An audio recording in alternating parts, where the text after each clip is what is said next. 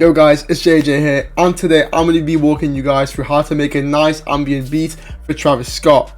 And before we get into this, make sure you guys like, comment and subscribe. We're on the way for 1,000 subs, really pushing it this year, trying to get there, so appreciate all the love, but let's just get into it. So first thing I did was I opened an instance of Analog Lab, got myself a preset called Cowboys, and it was from a bank, so I do apologize, I do not know where it was from, but it's a pad, and as well as that, I've got the BPM set at 154, giving it a nice little bit of a high tempo. So first things first, of course, is the melody, and it's a very simple pattern, and I'll walk you guys through it. So if we just focus on the first 4 bar, all I've got going is a very simple but repeating pattern where it's going off the 1 and the 4. So I'll explain what I mean by that. First thing, we got ourselves a nice little triad going here, basic chords on a 1. But then on the second chord, as you can see, if I go up from 1, 2, 3, and then 4, I've got myself for another chord going. So it'll be this chord. And then all I actually did was just take this down again, back to the root note and keeping it simple. And just to add a bit of swing, instead of keeping it on the 1 every time, I just dragged it a bit to the left, giving it a bit more bounce. So that's all I really did, just repeated it every 2 bar. And then for the next 4 bar, I just added a bit of variation here with this E note coming up on top,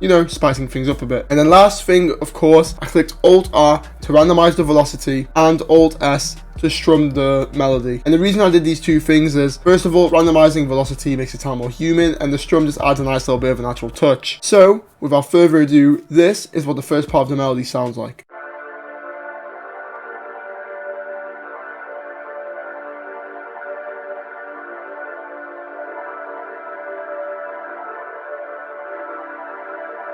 And there we have it. Super simple, but very catchy and repetitive. As for effects, as you can see, I've got a very basic EQ, cutting off all the lows and ducking some frequencies I wasn't a fan of and boosting the highs a bit. On top of that, I added a bit of Valhalla Vintage Verb just to widen the mix, create a bit more ambience as well, which helps create that ambient vibe. So next up, we got ourselves an instance of Analog Lab 5 again, and we're using a preset called the Go-To R&B. Now you can see, it's pretty simple and straightforward. Just copy and pasted the pattern over to create a nice layer on top. But for some reason, this preset has a bit of an arc to it, so I like that sound. It added a bit more movement to the whole melody. But without further ado, this is what it sounds like.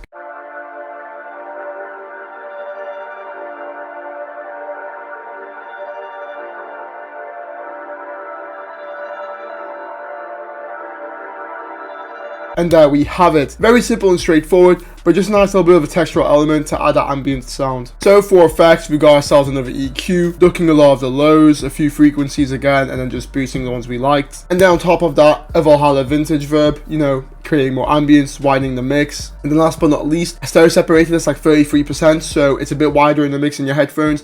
You can hear the kind of subtle differences between the sounds, but they obviously blend in really well together. Now, next up, we got ourselves Analog Lab again, and of course, we got ourselves a preset called Quiet Stab. And you may be thinking, why am I always using Analog Lab? Well, you don't have to be using it, honestly, as long as you've got a lot of nice synth sounds, a bit of ambient pads, a few synth keys even, that really does the job for the Travis Scott ambient sound, creating a nice mellow vibe, but also when the drums come in later, it'll kick it up a notch for that whole Travis effect. For the bass pattern here, as you can see, I've not really kept it the same as all the root notes, which is just D across the whole melody, just because I want to create a bit of bounce, and I really believe I've achieved that here. So, quite simple and straightforward, got the D note on the root note playing, and then just kind of following down the pattern down here. And then, because we're switching it up on the second part of the melody, I thought let me switch up the bass a bit, so took it up back to a C instead of going down to a G. And it's that simple. Just do what sounds good sound selection, and you really will be able to achieve the sound that you want. So this is what the bass sounds like.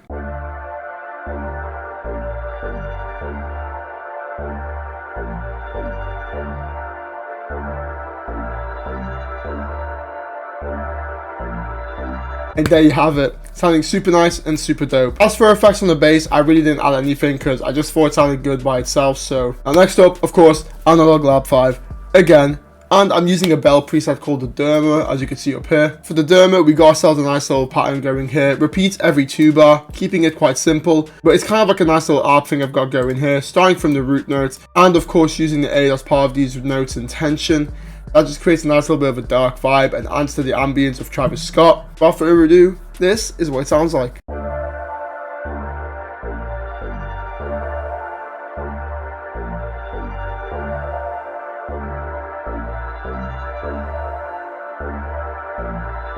As for effects, I got myself an EQ here again, ducking a few highs and cutting off all the lows. And on top of that, I added a very heavy amount of reverb just to really drown the sound in some reverb. Again, add more ambience, and that's really it. Oh, and of course, I stereo separated this around like 59%, so 60%.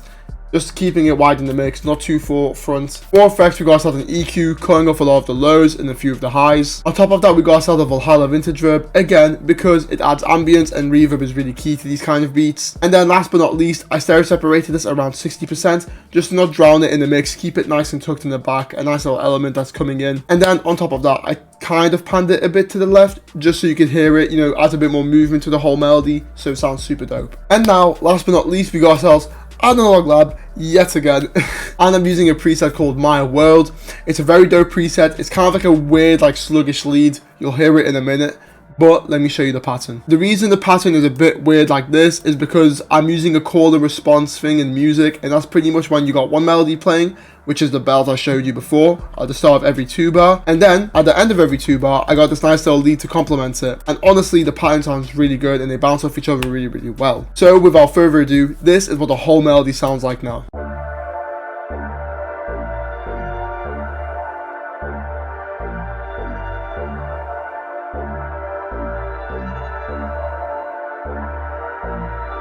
And ladies and gentlemen, that's the melody. Now for the drums, first of all, we got ourselves a very basic snare pattern going here. You know, very important to use a snare. However, you want to kind of use like a nice hard hitting one. Sounds a bit old schoolish, but that's kind of the Travis sound for the drums, so I recommend you get them from like a Reddit drum kit or something. And as you can see, it's very simple, this pattern, repeating it every 2 bar. However, at the end of the 4 bar, I just got this nice little extra snare, yeah. So that's really it. So before I play the drum pattern for you, I took out a few of the melodic components just so I can really show off the drums. So now this is what the snare sounds like.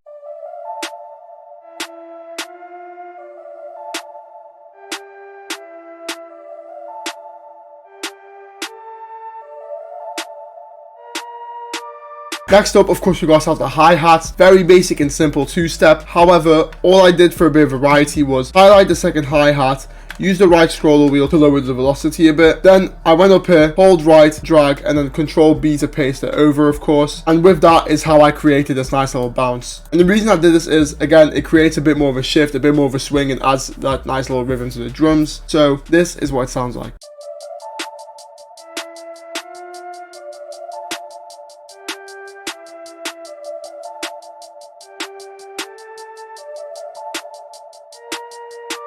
And there you have it. Next up, of course, we got ourselves the 808 here, and of course it's going to be following the root notes of the bass pattern. So as you can see, very simple and straightforward, going from the D up to the B down to the G, and repeating it again here, and then at the end, as I said, for a bit of variety, taking it up to an F, up to a G. And now you may be wondering what this last little note is here. It's a note that is ducked all the way to 0 for velocity, and the reason I do this here is because when I want to transition from the 808 into the bass, sometimes the tail end of the 808 will clash with the bass and it makes the beat sound really muddy. So I add that here, so when the bass comes in and the 808s finish, it cuts out very nicely and very smoothly. And before I play you this pattern, one thing you need to remember is click Control A and use the right scroller wheel to max your velocities out. Apart from that last little note, go back down. And that's just so you can achieve a very hard hitting 808. And of course, this applies to your kick as well. As for the kick pattern, all I really did was just follow the 808 pattern, but instead I just laid it all down, of course, on the root note C. So without further ado, this is what it sounds like.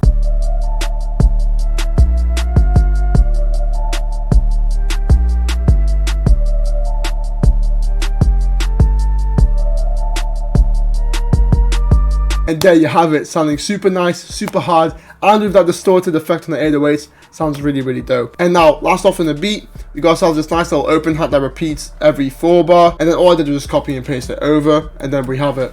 Very simple, straightforward, goes hard, adds a bit of rhythm to the beat, and without further ado, this is what the drums sound like together.